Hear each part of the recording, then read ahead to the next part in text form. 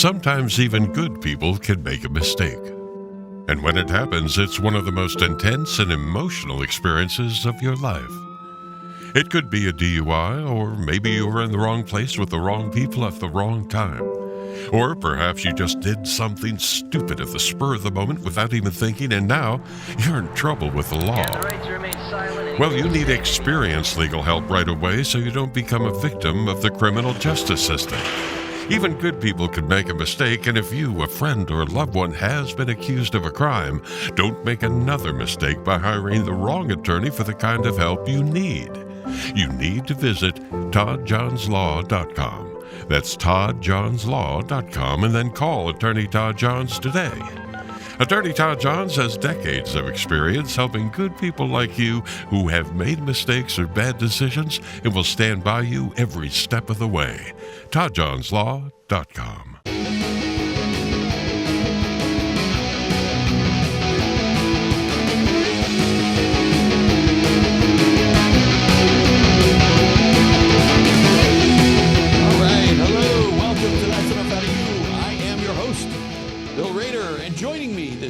Is my co-host Sean Kane.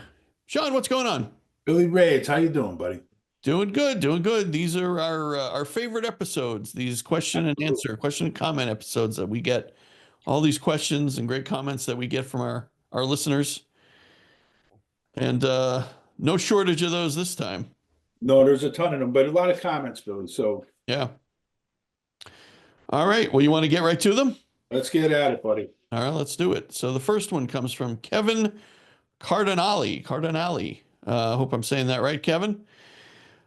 Sean and Billy, I love you guys, but sometimes your arrogance is overwhelming, especially Sean.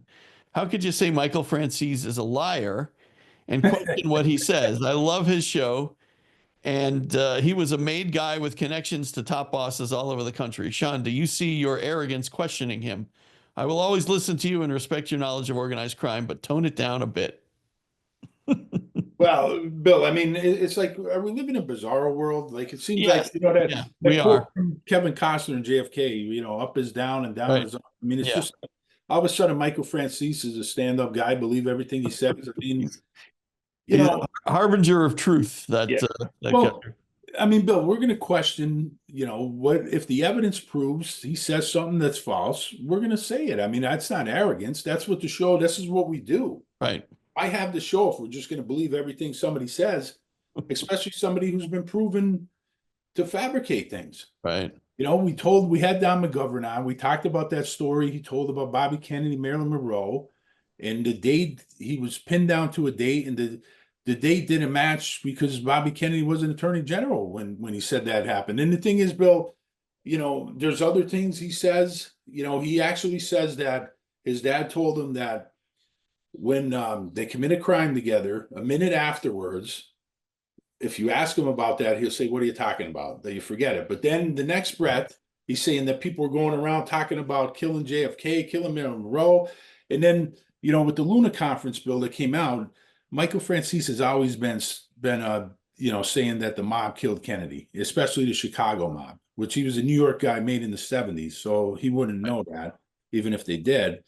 But the thing is, Bill, with the Luna conference, when somebody brought that up, Jefferson Morley shut that down real quick. He said, I was on a podcast with Michael Franzese, and he said twice that the mob's role, if any, in this was to silence Oswald for the CIA, being subservient to the CIA. And that's when Michael Franzese was on with Piers Morgan, and he was on with two CIA guys, one of them Mike Baker, and with Jefferson Morley, who's an expert on the JFK files.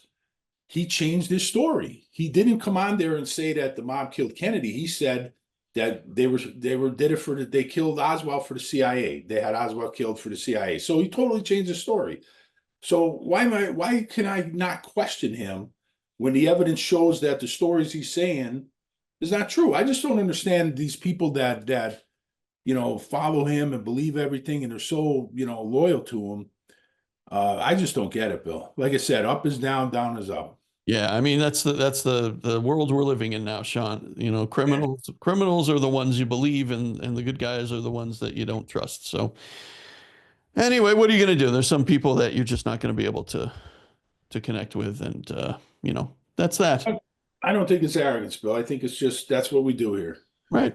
Absolutely. Evidence, and we tell the truth. Yeah. But Kevin, we appreciate you listening. We hope you keep listening to us. Hope he does. Yeah. All right, moving along, Sean. This one comes from our good friend Dan Hankey, the latest flame. This is about the Milwaukee. No, I'm sorry, the Atlantic City conference. Right. This is a next level episode. From the Daniel Joseph Kennedy information to Roselli and Giancana showing up in Hot Springs in 1959 to 1960, to RFK investigating in Hot Springs, all three of these revelations are very important. What exactly was Madden up to in 1959 to 1960? Was he working with CIA or assisting them on Cuba ops? RFK investigating in Hot Springs had to mean he knew Madden was a vital cog, and possibly someone who could lead to a bigger target that would begin to collapse the over/underworld connections. Daniel Joseph, preferring to be called Joseph, fits history perfectly. Seymour Hersh and all of his acolytes have been either willfully ignorant or intentionally obfuscated. I think is that where I need a thesaurus or a dictionary or something for these questions. Either way, Hersh is and evidently always has been a fraud. By the way, I don't believe for 1 second that he interviewed Frank Costello or Owney Madden. Like the guy who wrote about Ty Cobb in the 60s, I think Hersh just wholesale fabricated the interviews. Great job. Also, a Camp David for gangsters, awesome line. This episode was brilliant. I hope it goes viral. The information is too important. Also, great episode with Alfieri. A ton of valuable information was discussed. Whitey Bulger is a can of worms that needs to be deeply investigated, which we've done. Actually, all of the connections between IC and Mafia should be investigated thoroughly. Unfortunately, there's no enforcement mechanism in government that would be willing to take that on. A lot there from Dan. Yeah, a lot there. I mean, we're going to have to tell Dan to stop using big words, Bill, because we're not. Yeah. But I mean, that episode was great. I'm still doing a lot of work on that. We're going to have an episode coming up on a book that Lisa Pease gave me, exploring the CIA's role with labor unions. And it's going to tie a little bit into the overworld, underworld. I'm still working on owning Madden and a lot of that stuff, trying to put a book together. But there's a lot of investigation still needs to be done, Billy. But right. I still think owning Madden's a real important figure in this whole thing, and a lot of things could be explained through him. So, and as far as Whitey Bulger, I mean, we did do a couple episodes on him actually, but there's probably more there. There's probably more to explore with him. So a lot of stuff yet to be done, Bill. But we appreciate Dan's comments. Absolutely, thank you, Dan. Thank you for supporting us on Patreon. Also, we appreciate that. All right, next one comes from Bobby Big Belly Burelli. Good nickname there. What are your thoughts on the book Ultimate Sacrifice? Yeah, I don't. There's a lot of information in the book, Bill, but the thing is, I think it's a misdirect. Well, what's the book about, Sean? Well, the book basically is another Mob Did It book, but the thing is how they explain it, Bill, is they explain it that there was this CIA plan that they call C-Day, okay, that the Kennedys approved. That was the plot to assassinate Castro and overthrow him, and that three mob bosses, Marcello, Trafficante, and Roselli, who's not a mob boss, but they call him a mob boss in the book, found out about the plan, and they used it to kill Kennedy, and then use it in a way that the government could never investigate. And the whole thing, Bill, is when you realize that the Kennedys did not approve the plan to kill Castro. When they found out about it, we talked about this so many times. When they found out about it, they shut it down, but the CIA still continued it. Their own Inspector General reports say they shut it down. And on the day that Kennedy was assassinated, Castro was meeting with a reporter, Danielle, that Kennedy has sent to back channel to talk to Castro about negotiating peace in detente. So the Kennedys were not approving this. And the whole thing, Bill, is on this Operation Am world, which Lisa Pease did a lot of good work on this, Jim DiEugenio. It was really a contingency plan, Bill. Okay, and there's a contingency plan for everything that they have. The Joint Chiefs, the intelligence, they do this all the time. And people take this when they have a narrative, they take it and they just use stuff to fit their narrative. And this to me is another misdirect. It's the mob did it. And the one thing interesting about this, Bill, is they really have a lot of good information against William Harvey, David Morales, and David Atlee Phillips of the CIA.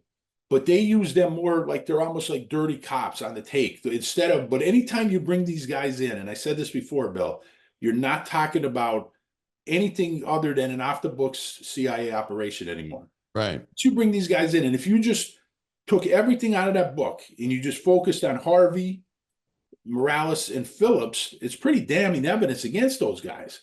You see what I'm saying? But Sure. The book goes on to say, of course, Marcello, Trafficante, the usual suspects, Bill. We talked about them, and Giancana's in there a little bit, but it's just, I don't believe I think it's a misdirect.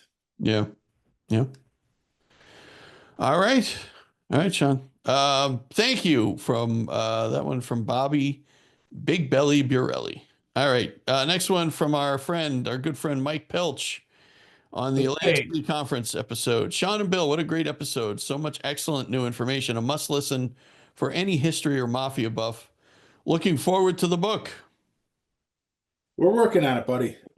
Thank you, Pilch. We're working. It's going to take some time, but there's still a lot of research to do, and it's going to take time. But yeah, thank you. Yeah. All right. Mike Pilch, who's a good friend of the show. He's been on our Patreon. Yes. He's a security expert. That's right. Yeah. Yep. All right. Thanks, Pilchy. All right. Next one comes from another good friend, the legend of Rawhead Rex, also on the Atlantic City Conference. Kennedy's probably a fairly common name, just like Joe is. So maybe, even though it's doubtful, it might be an honest mistake. By the way, when is that episode on the Buffalo Bills Mafia? But I'll tell you what, Bill, we'll do that episode after the Bills win the Super Bowl. How's that? Right. That sounds good to me. Bills win the Super Bowl. We'll do a whole episode. We could bring Rawhead on, and we could bring Scott Alfieri on. He's a Bills fan. And we'll talk about the Bills Mafia. All right. But as far as the mistake there, honest mistake, I mean, maybe in some cases, Bill, but honestly, Bill, it took me just a couple hours of research, to find these Canadian authors that did a lot of research on it, and then do my own research to really find that there was two different people. Right. So I really don't put much weight into the honest mistake thing. I think it was done to sell books. Sure, of course. Of course. All right. All right. Thank you, Rawhead. Go Islanders. No, boo. All right. Next one comes from Hemlock999. Can you do an in-depth video on organized crime in the U.S. today? Also, what about organized crime in the American Southwest and around Tucson? I've heard 3 podcasts where you note something to the effect of that the mob doesn't have much power left today. I'm still curious about the families that do operate, though. Tucson had a few mysterious murders that were supposedly tied to a family here. Thank you. I don't know. What do you think, Sean? I mean, obviously, we know the mob still exists today. I mean, it still exists. There's no doubt. And as far as Tucson, Bill, I mean, when Bill Bonanno had his problems with the commission, and he basically got banned and his title taken away from him as head of the family, he moved out to Tucson and he supposedly retired, but you know how these guys never retire, so right. He basically had his own crew out there, and that's where the organized crime, and it continued long after he died. But as far as the mob families operating today, obviously the 5 families in New York are still active. The Philly mob is probably still active. Chicago is definitely active. And there's probably a few others, Bill, but most of the, like Marcello down in New Orleans, that family's gone. Traficante's in Florida, that family's gone. Los Angeles mob is pretty much gone. Detroit maybe a little bit exists, but Kansas City, that was once a powerful family, they're basically defunct. New England operates a little bit. Winter Hill in Boston, maybe a little bit, but not to the extent, Bill. There's probably only about 9, 10 of the 26 families that once reigned, and all the satellites, Bill. A lot of the satellites are gone. Right. So yeah, there's not a lot of active ones. And we could definitely have a conversation, when we have either Larry McShane back or Tony DiStefano. Tony DiStefano. They still cover organized crime, so we could definitely have them back, get their opinion, their take on it. So We got other guests. We got RJ Roger coming up. Yep. So we got some good ones, but yeah, I mean, and even the ones that do still exist, Bill, they don't have the power that even close to the power that they once had. They don't control Vegas anymore. They don't control the unions to the level they did. They don't control industries. The concrete industry and the garment industry. So, and it's different. The crimes they're in today are a lot different. Definitely. Yeah, it's probably more cyber crimes, things like that. Yeah, and I think Jersey probably still exists. The Sopranos, the family is based on the Sopranos. That probably still exists, but not much, Billy. Yeah. All right, Hemlock 999. Thank you. All right, next one, Sean. You tell me, Sean. I don't think this is an actual person. I think this is I don't know. This is certainly a clown. Nuclear MAGA Max. Oh, it's a person. Unfortunately, it is a person, Bill. It is a person. I'll tell you who it is afterwards. All right. In Delta, Oklahoma. Here's the truth. See if you can handle it. And this is just full of bullshit, Sean. President Trump, in 2 months, got rid of men from women's sports, brought back the American language, which is what? Expanded the American empire, ended all wars, released the JFK files, secured the border by deporting more illegals than any president in history, which is bullshit, found over $300 billion in waste, saving the American people thousands. Report those facts, libtards. So everything he said in there, except for the JFK files, is bullshit. Yeah. I mean, his immigration numbers are horrible. They're not to the level Biden's was. They're not to the level not even close to Obama's. Right. That before. I mean, he's harassing legal citizens. They're picking people up off the street. Even Joe Rogan, Bill, has turned on him. Have you seen Joe Rogan? Yes, I have. He's really concerned now. Yep. I mean, it's kind of a little late to the ball game, Joe, but because he's one of the ones that gaslighted this whole thing. Right. Well, and I mean, as far as the stock market, that's down thousands of points since. Bill, I put the numbers up. I put the numbers up on Patreon, on my social media. When Biden left office compared to now, I put the Dow, the S&P, the NASDAQ. I mean, it's horrible, Bill. It's horrible. And it's a direct result of these unnecessary and stupid tariffs. He put tariffs on penguins, Bill. In McDonald Island, there was no people there. I mean, this is just ridiculous. It's absolutely ridiculous. And everything that guy said there is incorrect. So, well, again, this is another guy who probably took time away from Splitting the Atom to write us a comment. And all right, nuclear MAGA Max in Delta, Oklahoma. Why don't you go back to shoveling your manure pit out there? Another one of those hats, Bill. Those MAGA hats, because they're going to go up now. Because they're made in China. So, yeah, you're not going to get them. You're not going to get those cheap anymore. They're going to be like $100 for a MAGA hat. Nuclear MAGA. All right. Let's move on from that bullshit. All right. Next one comes from Richard Sipe. I think that's how you pronounce your name. If not, I apologize, Richard. His comments brief. Good job, Scranton Dave, and we agree. Scranton was out there doing good work, and he came on our Patreon. If you haven't seen it, it was a classic appearance. Definitely one for the ages. We'll have him back, Billy. Definitely, we'll have him back. He's a good guy, and he's out there fighting the good fight, Sean, against all odds. Somebody has to. That's right. All right, thank you, Richard. Sean, we're going to take a quick break, and we'll come right back after this. All right. We will be right back. Hey, Sean, I want to make sure that everybody knows about our Patreon. I know we mention it every once in a while on the show, but really important that that people check out our Patreon. If you go to Patreon and search for That's Enough Out of You, or just click on the link in the description, you'll find we do an extra episode every week called the Speakeasy, and it's really just usually just Sean and I kind of talking about the day's events, current events, and things like that. But a lot of exciting things. I mean, I know, Sean, you're constantly putting articles up there on our Patreon. Yeah, and you know, sometimes, Bill, we do bring on special guests. We had Dave Whelan on, we had Scranton Dave, and every now and then we bring Patreon members on. You know, we've had different members, Scott Alfieri, Michael Pilch, Dan Hankey was on. So, you know, there's an opportunity there if you want to come on the show with us. You know, so there's a lot of things we're doing. Like you mentioned, Bill, the articles. I put articles up on a free site, but I also put articles on Patreon that's not available on the free site. You know, we have a lot of times I put up future intel about guests that we have coming up and stuff that we have coming up on the podcast. And, you know, we created a great community there, Bill. There's a lot of chat goes on there. There's a community chat and a lot of the comments back and forth. Just the Patreon members always have great insight. So it's a community, Bill, and it's an opportunity for people to join for a really good price, Bill. Yeah, I mean, you can't beat it. You can certainly become a free member if you want to.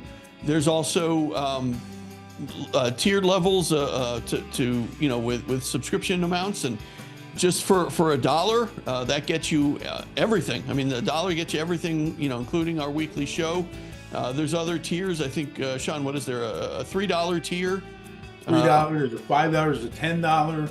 I mean, and there's a $50 if people could afford to give $50. Yeah, I mean, totally up to you. You know, once you join, you can make that decision, and certainly, you know, there's no commitment. I mean, you could join for a month or 2 months or whatever you want, and then you know, you can switch your subscription around. Totally up to you. I mean, that's, you know, people love Patreon for that reason. It really is. It makes it easy. It's kind of, you know, however you want to do it, however you want to join.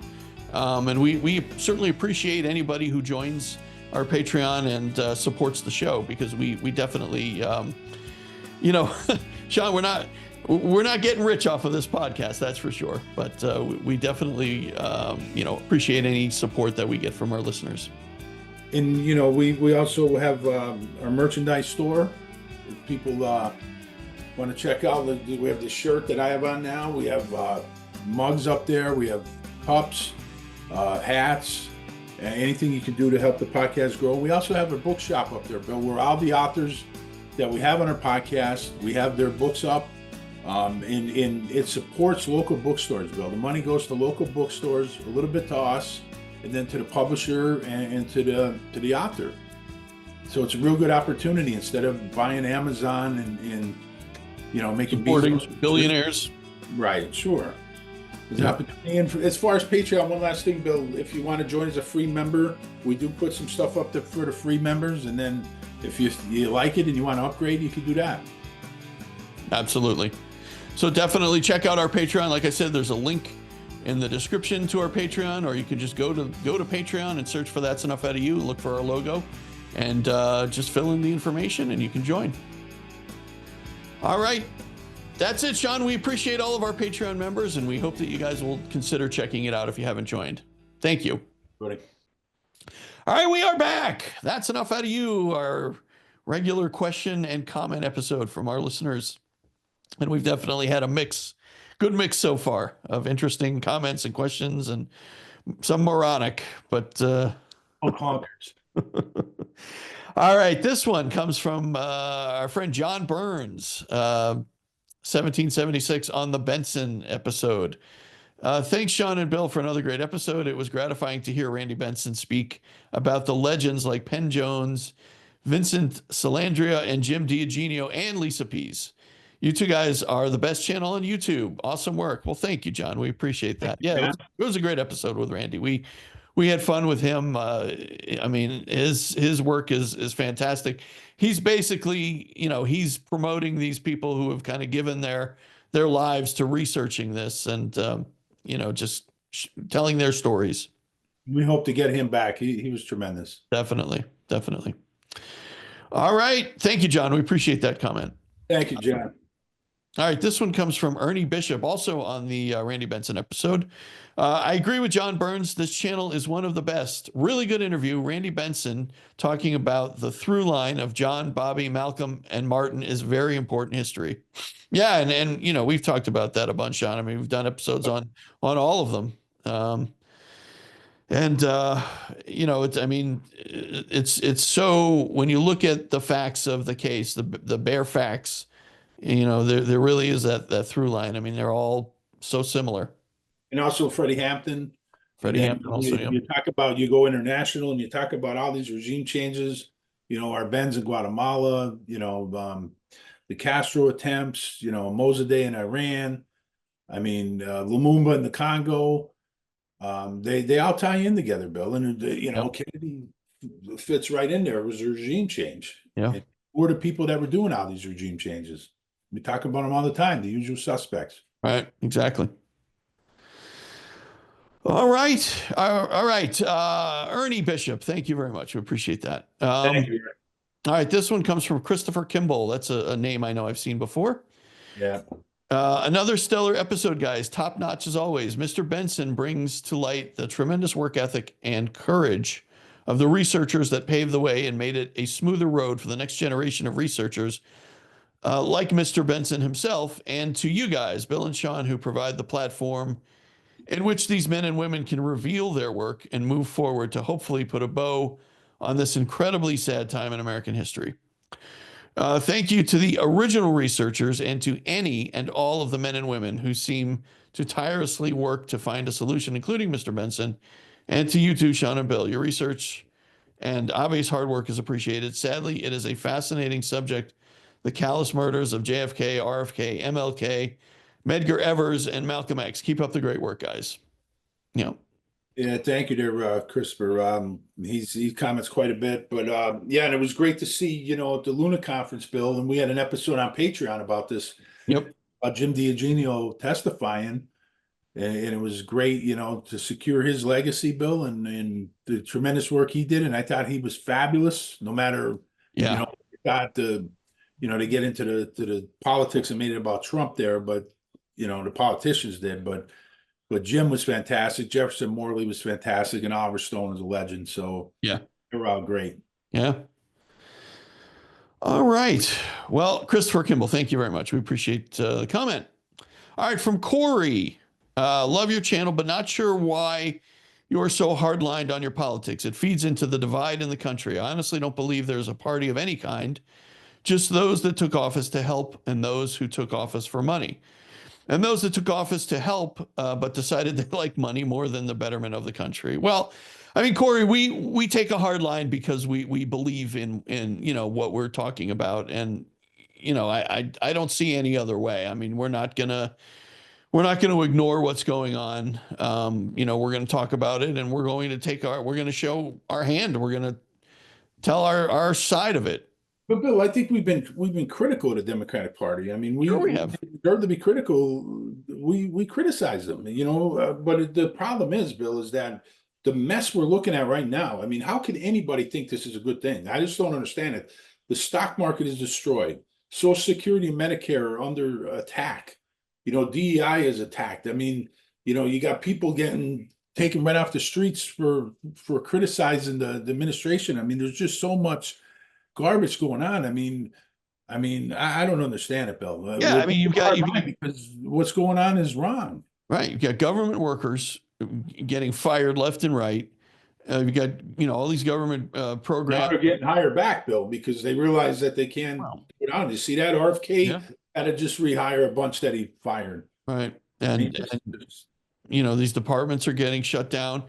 You know, Adolf Musk is out there doing all this. Meanwhile, still collecting his $8 million a day for his government programs, his contracts that he has. So collecting what Peter gives him. Exactly. And the thing is, Bill, you know, the people they gaslighted about Joe Biden having dementia and everything. And the one thing Joe Biden didn't do is he didn't put a bunch of tariffs on penguins. Right. Yeah. I mean, it's sad what's going on. It really is. But yeah, Corey, I mean, you know, that's just, that's how we feel, and that's what we're going to talk about. We don't hide Try that. to keep the politics out for a long time. Absolutely, we did for a while, but it's hard to do. You know, when you have a show that's kind of based on talking about a politician, it's really hard to keep out, you know, current politics out of it. So, and Bill, you can't tell me that these bad policies are not affecting every single American. I mean, even Musk is getting hit hard. Tesla's getting hit hard. So yeah, sure. Everybody's getting hit. Yep. These policies are awful. Absolutely. All right, Corey, we appreciate you listening. Hope you continue to listen to us. All right. We'll do one more. We'll take another break. This one comes from Duncan White from the United Kingdom on the Alfieri episode and the AC episode. Owney is my favorite. So glad he's getting some airtime here. He's barely mentioned anywhere, but he's key to everything. It must have taken a lot of research by you. I first heard about him on one of Granddad's old books when he passed. Then I got the book, The English Godfather, about 15 years ago and been hooked ever since. Good book. Hard to find stuff. Can't wait to hear more from you about your research. Thanks from the UK. Well, I don't know if you should call Owney your favorite. I mean, Right. he was a gangster, but I mean, he is a very interesting character. And yeah, I'm doing a ton of research, and we're going to be doing more episodes on him, Bill. And there's going to be stuff I'm going to save that I'm not going to put in that I'll put in the book and stuff. But I mean, he's a fascinating character, and he's been really, I don't know if you want to use the word erased, but he's been toned down from history, you know, and I think there's a reason for that. A couple of reasons. I think people didn't know where to look, number one. And number two is I think that, you know, if you do look, you find where the overworld, the underworld connect. And I think a lot of people wanted to keep that connection hidden. So I think very important. And yeah, a lot more to come on him. But thanks for the comments there. Yeah. And that book you mentioned, Bill, The English Godfather, is a really good book. Because remember, we talked about him. His parents were born in Ireland and they moved to England. So, you know, he's technically Irish ethnicity, but he lived in England, and then he got to the States. And then, of course, he's kind of retires supposedly down in Arkansas, and he developed a powerhouse down there, Billy. Yeah, for sure. That lasted a long time after he was dead. Right. Yep. All right, Duncan from the United Kingdom. Thank you very much. We appreciate you listening. All right, Sean, we're going to take a quick break, and we'll be right back. We will be right back. DK's Corner, now located at 201 Cherry Street in Jessup, Pennsylvania, is serving up the area's best tasting food at respectable prices. Known for our great cheesesteaks, DK's also has delicious breakfast sandwiches, specialty coffees, and catering 7 days a week. You'll love the wraps, soups, and pizza too. We're now open Wednesday, Thursday, and Friday, 9 a.m. to 9 p.m., and Saturday, 8 a.m. to 3 p.m. Visit DK's Corner on Facebook to see our daily specials, and make sure to follow and like us while you're there. We offer local delivery to homes and businesses, takeout, or come and dine in our new restaurant in Jessup. Call or text DK's Corner at 570-209-0278 or hit us up on DoorDash.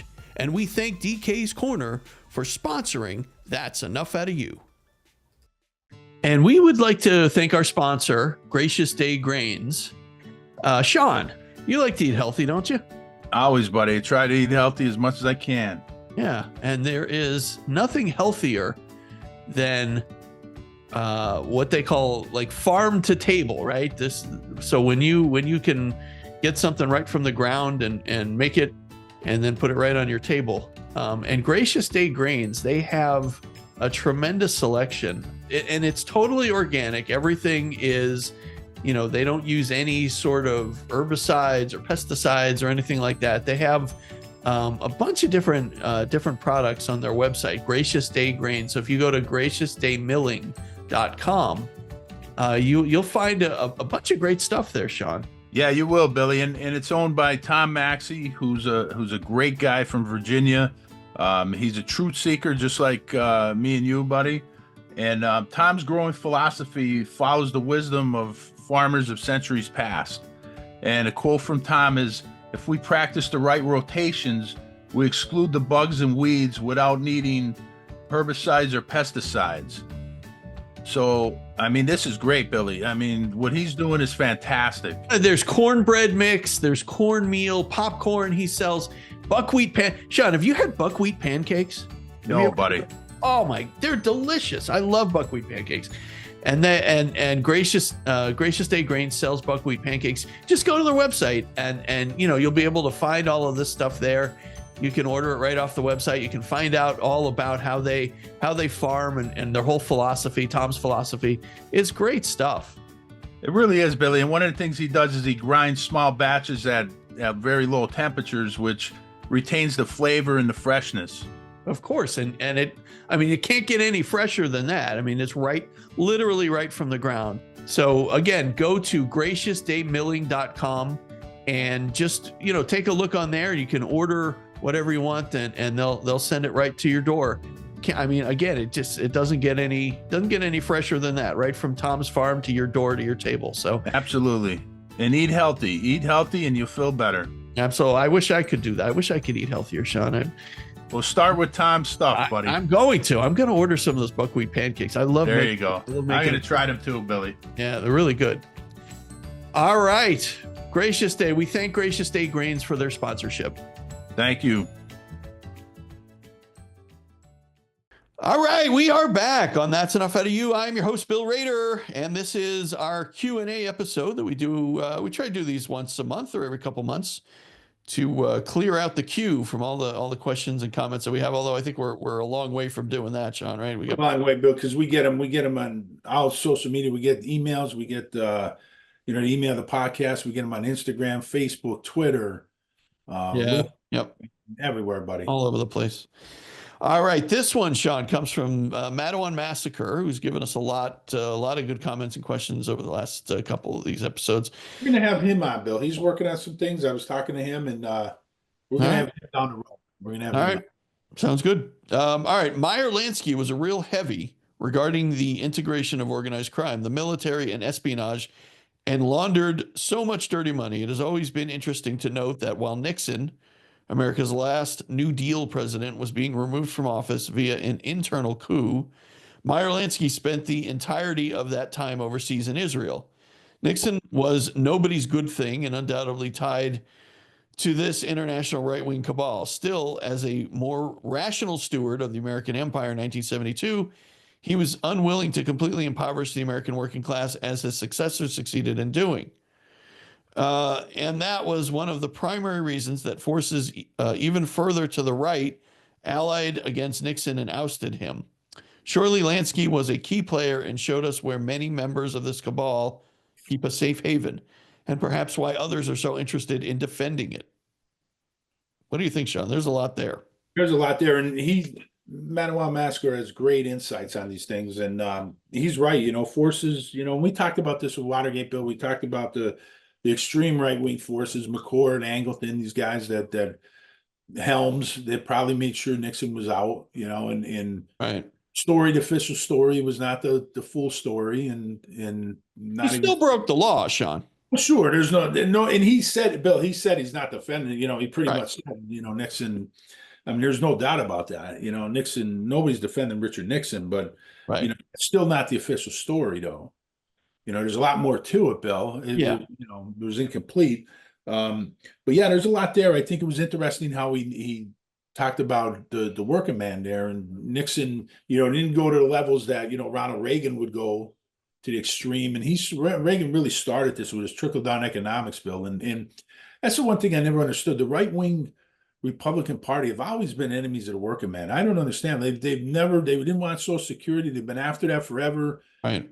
They've been attacking the unions forever. I mean, I just don't understand why. I understand people upset with the Democratic Party, but to go to the Republican Party it just makes zero sense to me, Bill. Well, I agree with you. A lot of it is scare tactics, Sean. The gaslighting, coming to take your jobs, and that's where the right wing media give it all away.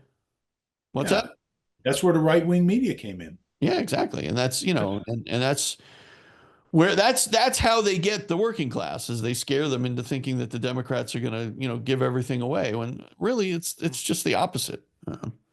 So you know, Yeah, but anyway, there was a lot there, Billy. A lot yeah, of stuff, but a great comment there, yeah, and we hope to have him on yeah, our podcast in the future. yep. All right. Well, thank you, Mattawan Massacre. Oh, and actually, here's another one. Back to back Mattawan Massacre. This one is a sports comment. Uh, Oh, a lot of things in college football that need to change. I'm like Bill, grew up outside Baltimore, Maryland, where college football isn't that big. But I moved to the Cincinnati, Ohio 20 years ago, where college football is a big deal. A lot of Notre Dame fans and Ohio State fans here. I've always supported the idea that the kids should get a stipend and share in the profits of the NCAA. We have to remember that the NCAA is an enterprise, just like the NFL and other leagues. And these universities are capitalist enterprises too, with a board of regents instead of a board of directors. So, of course, they're going to make everything about increasing profits, even at the expense of tradition and the integrity of the game. That's my biggest problem with pro sports and what has been done to these games we all loved.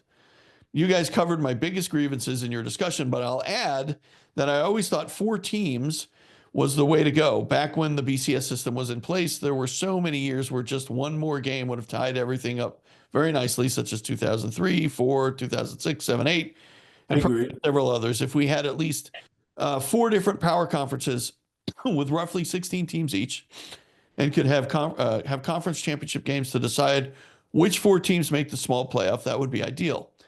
Lastly, these conferences need to be constructed along regional lines too. I'll leave it there, although I could go on forever. And I agree with the regional. I think it's crazy to have these conferences where you have teams all over the country. But I don't even think you need conferences. Right. I agree with him on the 4 teams. That was great, but they're never going back to that. I mean, no, never, not now. I mean, just forget about that. Yeah, but I mean, right on the regional things, Bill. I mean, what USC in the Big Ten is just ridiculous. I mean, it's that would be perfect if you go back to the regional. I really wish we go back to a lot more independence, but teams just can't stand on their own like Notre Dame does. Yeah. But there's some fixes that have to be done, Bill, because the system's not going to continue to operate like this. It's just not gonna. Right. But they're not going back to that 4 teams. You got to look forward. No. I think they're adding 2 more teams, so it's going to be 14 now. Yeah, I mean, you know, what's the saying? You can't put the toothpaste back in the tube. No, you can't put it back in. It's and they got to revamp the system. Like the thing with, I really like the on-campus home games for the playoffs. That's really good. But if you get a bye, you don't get one of those, and you really have no advantage. Look at Oregon last year; they end up not getting a home game. Right. They bye, and then the second round they get to play Ohio State, and they get boat raced. So yeah, it's like you got to give some incentive to getting a bye. I mean, what's the point? Exactly. I agree with you there. Yeah, they got to do. There's a lot, and they got to fix. We talk about this a million times. They got to fix the transfer portal. They got to fix some things with NIL. But absolutely, yeah. It's not going backwards. You got to admit, just accept what is here now and try to fix it and go forward. Right. Yep. All right. Thanks, Sean. All right. Mattawan Massacre. Good. 2 comments there. Really good. Did he say who he roots for in college or no? He just said he's not a big college. Yeah, he's not a big college fan. And Sean, I wasn't either. I mean, I kind of became a Notre Dame fan, just hanging around with you guys. But growing up, got to force you, Bill. Either go one way or the other. You're either going to hate Notre Dame or you're going to love Notre Dame. It just, like I said, it just kind of became part of my life. But it really wasn't growing up. My dad's from, my parents are both from, New York, and it wasn't part of. I mean, we always enjoyed college basketball. College basketball was a big thing, strangely, I really don't care about college basketball. As we record this, the Final Four is going on. I didn't watch a second of it, and I don't have any interest in it at all. So it's kind of strange how that's changed over the years. I mean, I was a huge Big East fan back in the day with Syracuse and St. John's, Georgetown, all those big. I like the Big East too, Bill. I was a big college basketball fan, but I just, recent history, I just haven't been into it as much. Yeah. It's hard to get into it because, those were the days, and I hate to sound like the old guy on the porch, Sean, but those were the days when you had teams that were together for 4 years. You had these guys that would come in as freshmen and they'd stay for all 4 years or, most of it anyway. And you'd get to know them. And that doesn't happen anymore. These guys are all one and done. So we are getting pretty old, Bill, I know. Tell me about it. Every time I wake up in the morning, I'm reminded of that. I hear you, buddy. All right. All right. Well, thank you, Madawan Massacre. We appreciate it. Out. All right. Next one. Another familiar commenter and Patreon, Jim Richmond, on the Alfieri episode. What a good episode. It was just a smooth conversation, but with so much information. Loved having the little personal history thrown into it with Scott A. Yeah, I think it was good. I wasn't on it, so I think that's why it was good. Well, the thing is, that episode, there wasn't really like, we didn't really, usually we get bullet points and this is what we want to talk about with our guests and stuff, but there was only a couple things, and then a lot of it was just a back and forth with me and Scott, and seeing where the conversation was going to go to, and there's a lot of good ground covered, and that really led to the Atlantic City episode, Bill, and it led to a lot of my investigation, into Owney Madden and into the Atlantic City Conference in 1929. So, I mean, that was an important episode, and we'll hope to have Scott back. And of course, if the Bills win the Super Bowl, we'll have him and Rawhead Rex on, and we'll hope to have him back to talk more about, the overworld and the underworld, Bill. Absolutely. Yep. All right. Thank you, Jim Richmond. We appreciate it. We appreciate you. Yes. Support as a Patreon. We really do. Tim's always commenting on Patreon, so he's part of that community, Bill. He always has great stuff and great comments there. So people get on Patreon and see what Jim's talking about there, because he's always got great comments. Absolutely. All right. Sean, got a couple more to go. We got one from Fenton McLeod in Glasgow, Scotland. Lads, love. I love this class program. You guys are the best. I love the JFK stuff, but even more, I love the organized crime stuff. I would love to see you guys cover more international organized crime, but no one covers American OC like you two.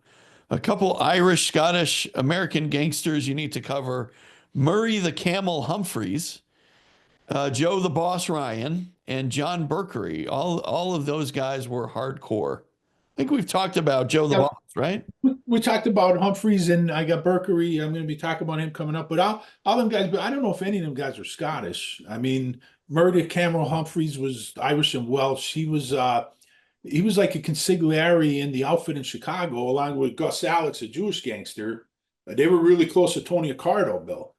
And we talked about him. We talked about the Camel. He's a very powerful gangster.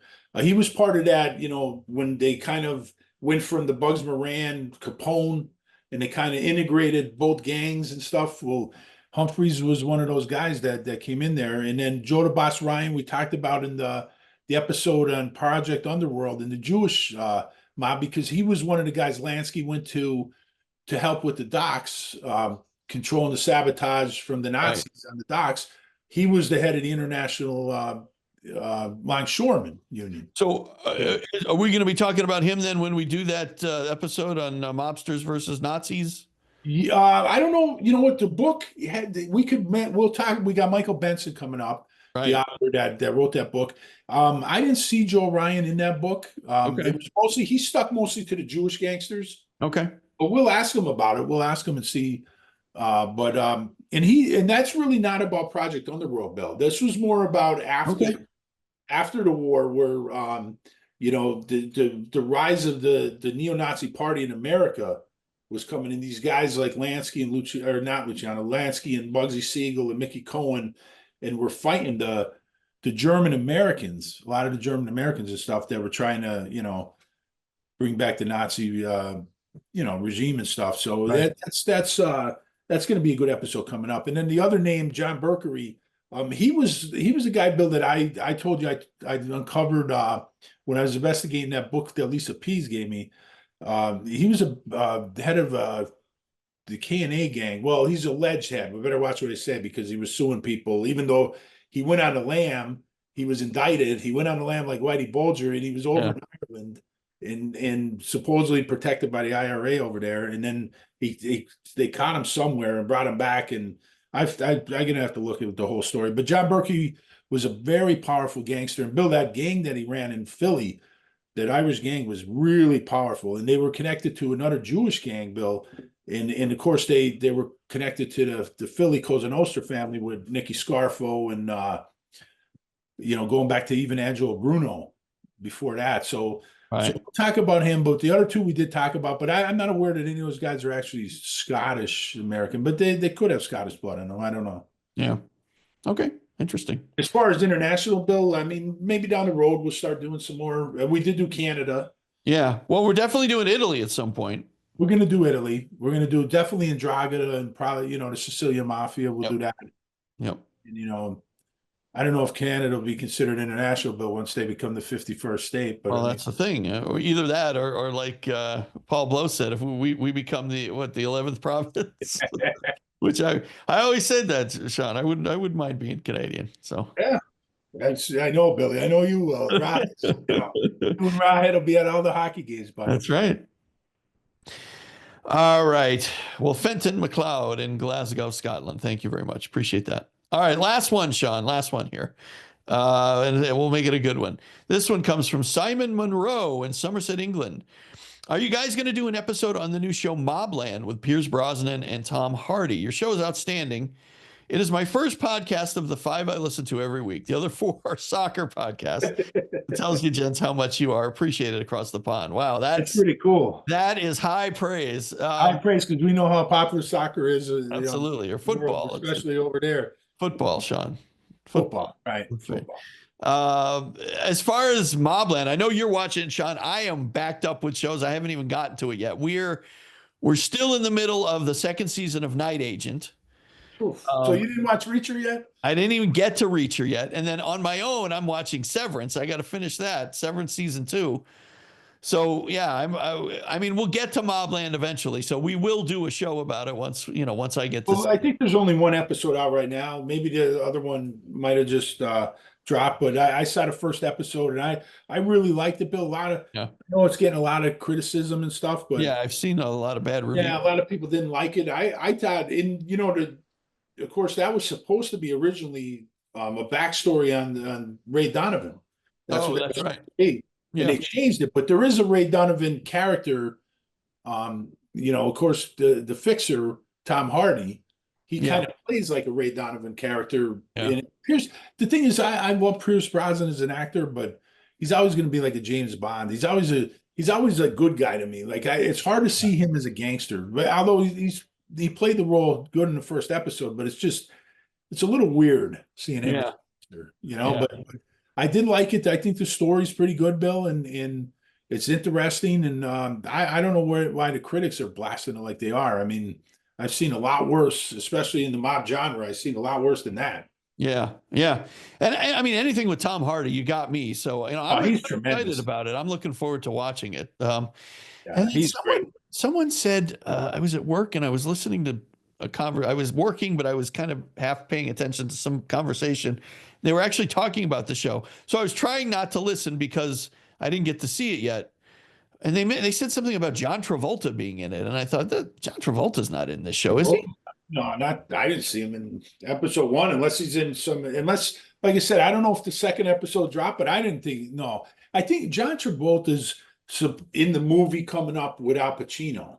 Yeah. The bullshit with the Chicago mob killing Kennedy and all that lies and that garbage. He's in that movie, but I don't know. I don't think he's in this. I didn't see the first episode. And the credits, I don't remember seeing, because I was reading about this and I don't remember seeing him in future episodes either. Yeah, I looked at IMDb and he's not in it. I don't think I mean, I'm sure they would have promoted him being in it if he was. So yeah, most of the actors though, Bill, I don't think you're going to recognize a lot of the actors besides Tom Hardy and Pierce Brosnan. Yeah. And of course the who plays I can't think of her name right now, but she's a big actress that plays his wife. Jeepers, I can't believe I can't. I can't, but that's the other big name in it. Yeah. I can't even think. But other than that, you're probably not going to recognize the other ones. Yeah. Well, that's okay. I know I like shows like that. But yeah, we'll definitely do an episode on it. I just, we have to get caught up. I mean, as far as watching shows, I'm like I said, we're waiting. We got to talk about Reacher, Bill, because Reacher season 3. I know. I got to get to it. Believe me. We got to talk about that, Bill. There's not much time anymore to watch these shows, but now I'll throw out one more show, Bill. I don't know if you watch Tracker, but Tracker's on. It's one of the few shows that are on the main networks that it's on CBS. Okay. And I think that's pretty good. Yeah. And I'm interested in, the spin-off of Blue Bloods with Donnie Wahlberg is going to be called Boston Blue. Yeah. Coming in the fall. I think that's going to be really good.